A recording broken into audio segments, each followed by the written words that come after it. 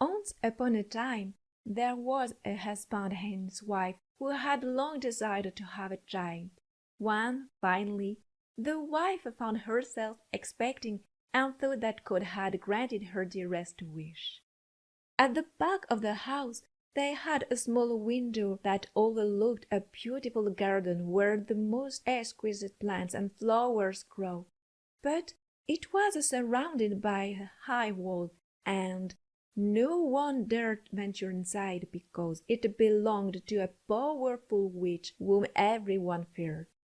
One day, as the woman stood at the window admiring the garden below, she saw a patch of gorgeous rampion with leaves so green and shiny, so fresh and appetizing, that her mouth watered and she dreamed of making a lovely salad. This craving grew stronger each day, but knowing she could not have any, she fell into melancholy and began to waste away, growing thinner and paler. Seeing her so low, her husband grew worried and asked her, "But what is happening to you, my dear wife?" "Oh," she replied, "I will die if I cannot eat rampion from the garden behind our house." The husband loved his wife dearly and thought, "Rather than let her die, I will bring her some rampion, no matter the cost."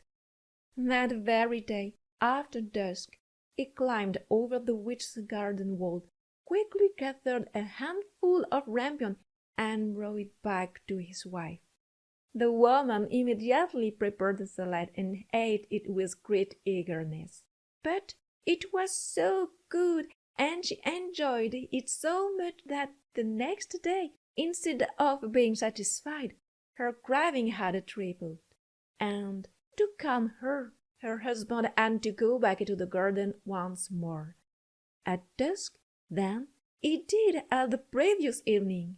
But when he jumped over the wall into the garden, he froze in fear because the witch was standing in front of him. "What audacity to sneak into my garden like a thief!"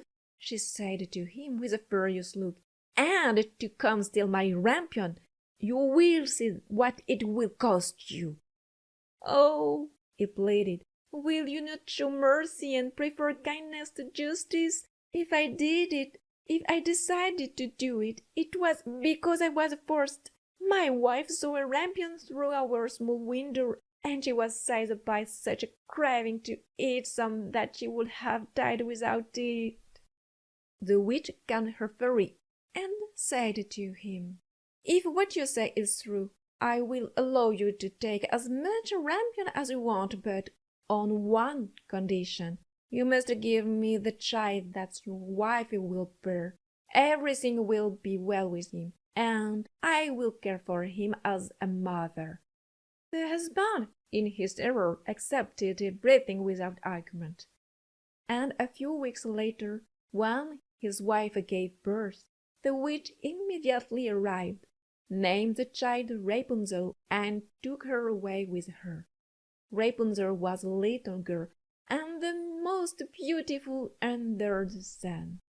When she turned 12, the witch locked her in a tower that stood without stairs or door in the middle of a forest.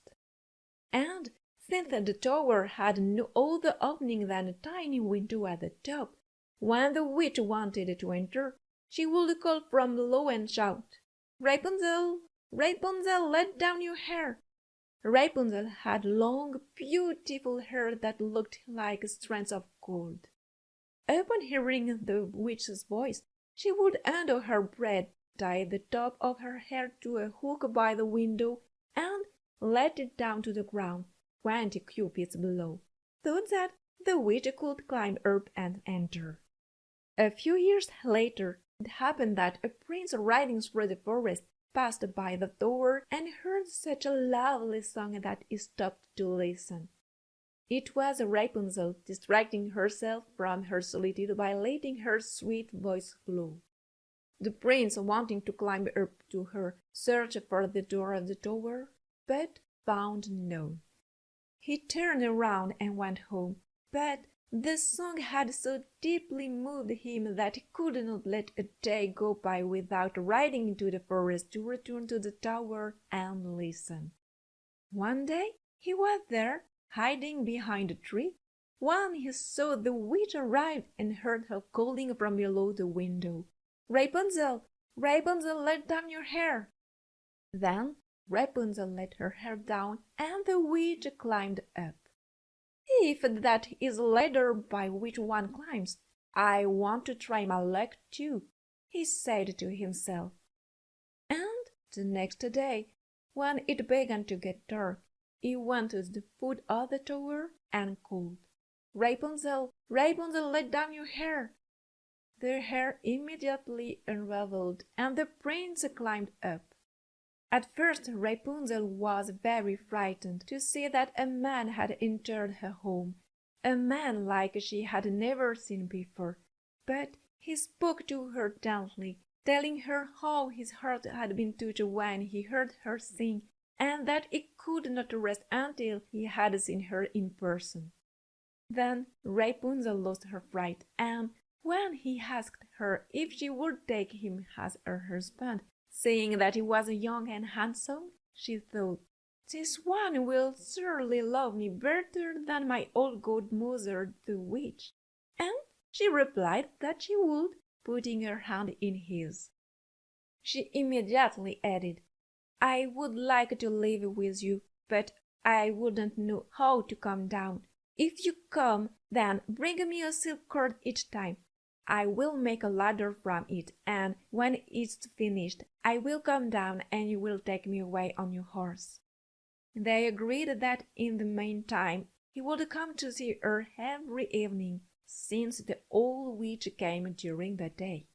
The witch would have guessed nothing if, one day, Rapunzel had not said to her, "Tell me, godmother, how is it that you are so heavy to climb, while the prince is up in the blink of an eye?" "Oh, wicked girl, what do I hear?" exclaimed the witch. "I thought I had isolated you from the whole world, and yet you have deceived me." In her furious rage, she grabbed Rapunzel's beautiful hair and held it in her left hand while twisting it once or twice, then grabbed scissors in her right hand and snapped. The lovely braid fell to the ground. But her cruelty was so merciless that she took Rapunzel to a desolate wilderness, where she abandoned her to a miserable and distressing existence. That same day she returned to tie Rapunzel's hair securely to the hook of the window, and in the evening when the prince arrived and called, "Rapunzel, Rapunzel, let down your hair," the witch let down the hair to the ground. The prince climbed up, but it was not his beloved Rapunzel he found at the top. It was the old witch who stared at him with a fierce and venomous look. "Ha ha ha ha!" she cackled. "You come looking for the lady of your heart, but the pretty bird is no longer the nest and no longer thinks. The cat has taken her just as it will now gouge out your eyes. For you, Rapunzel is lost. You will never see her again." Torn by grief and frantic with despair, the prince jumped from the window at the top of the tower. He did not die, but while he saved his life, he lost his eyes in falling among the thorns, and he wandered, now blind, through the forest, feeding on wild fruits and roots, weeping and lamenting endlessly over the loss of his beloved wife. The unfortunate man wandered like this for several years, blind and miserable, until the day his stumbling steps brought him to the solitude where Rapunzel lived miserably with the two twins she had given birth to, a boy and a girl.